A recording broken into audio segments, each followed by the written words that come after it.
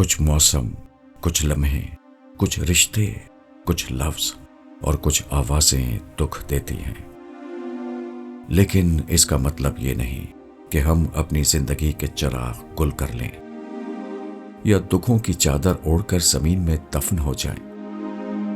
میرے خیال میں دکھوں سے نجات پانے کا ایک راستہ یہ ہے کہ ہم ان دکھوں کو زندگی کی ایک کتاب کے طور پر دیکھیں، جہاں ہر دکھ ایک سبق ہو اور ہر تکلیف ہمیں مزید مضبوط بنائے۔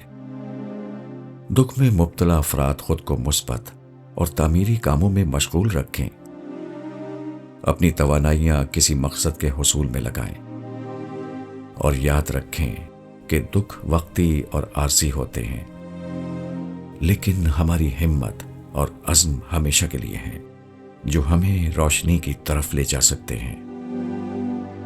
اور ہاں، ایک اہم، خاص الخاص اور قیمتی نصیحت، وہ یہ کہ دکھوں کو اپنی کہانی کا اختتام نہ بننے دیں، بلکہ انہیں نئے آغاز کا ذریعہ بنائیں۔